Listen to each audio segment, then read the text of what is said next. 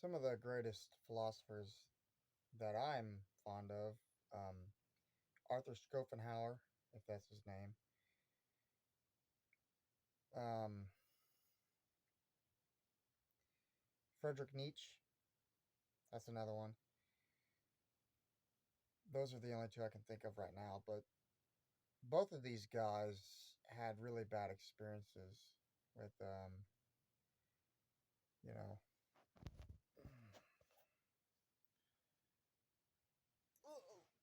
life in general, you know? Shit.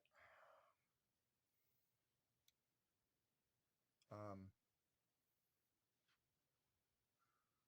so, they wrote down their thoughts and their experiences and why they had their experiences and what led to their experiences and what influenced their experiences and why they thought that life was negative, pessimistic. And I kind of identify with these guys to a certain degree. They were more bold in their language, honestly. But here's the thing, though, you can't force anyone to be attracted to you. You can get mad about it. You can you can be really pissed off about it and you can complain about it, but you can't expect people to be attracted to you when the attraction's not there. I mean, neither a dude or a woman should have to be attracted to someone that they're not attracted to, right? But the paradox of this is, despite that, you still get hurt in the process for some fucked up reason. The human brain's messed up, you know? Um, the way I look at it, you should always try to help people. Help people without any expectations. Don't help someone simply because, they treat you a certain way. Help them because you consider them a friend. They may have problems with you, but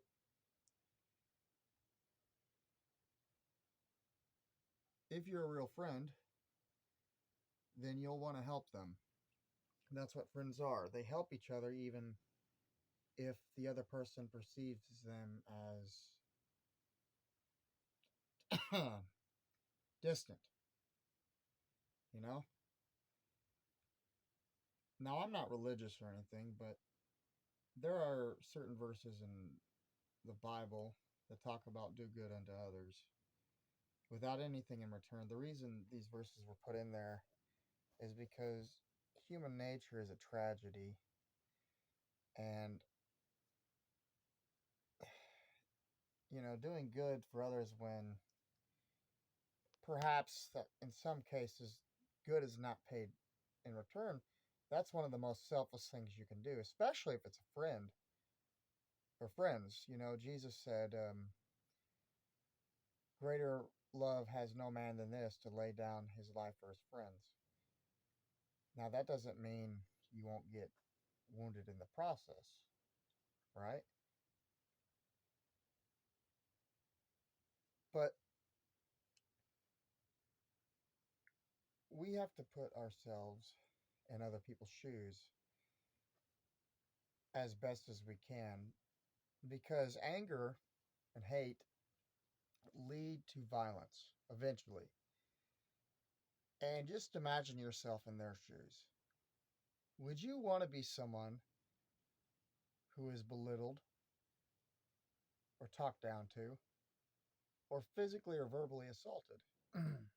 No. In the same manner, neither would they, right? See, a part of the problem is some of us, we can't regulate our emotions.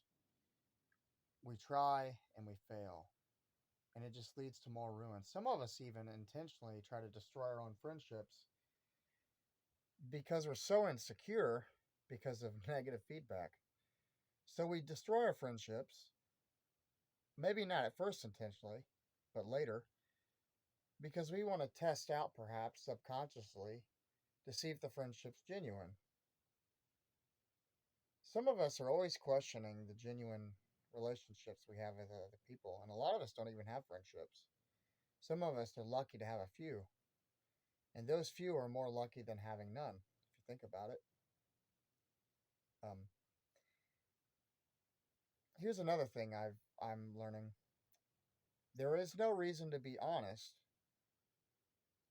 if you don't have a guilty conscience. The reason people sometimes are honest at their own demise is because they feel so guilty about shit.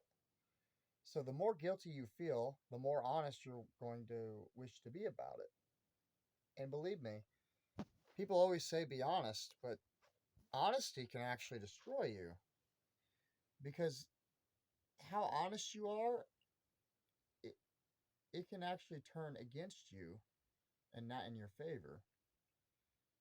But we as human beings, we want to confess stuff because that's human nature.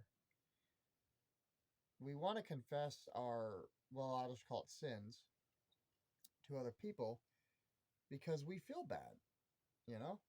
We feel bad for what we've done, and so we desire to receive some sort of comfort or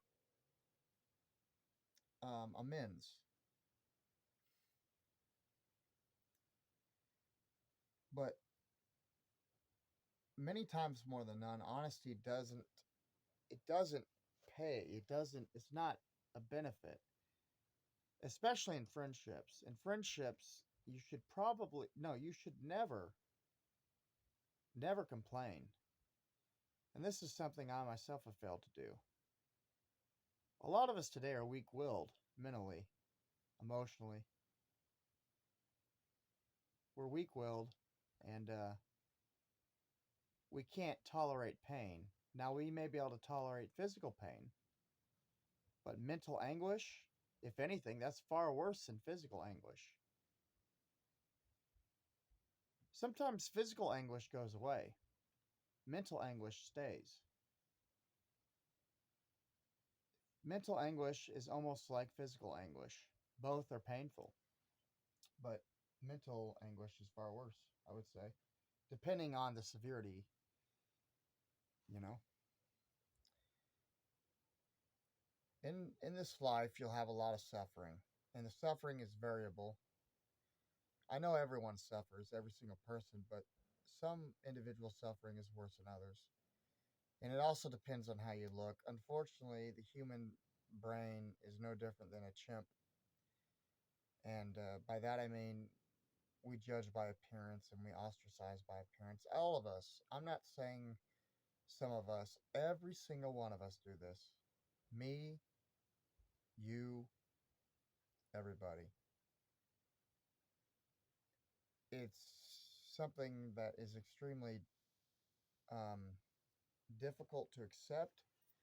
It's difficult to accept that many of you will be single the rest of your lives for something that is actually beyond your control. But you have to understand that you can't blame them. I mean, logically,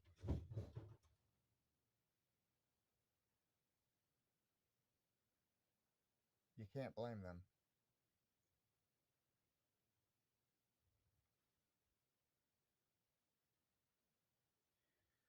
Because people like what they like, you know? People like what they like. And that's just the way it is.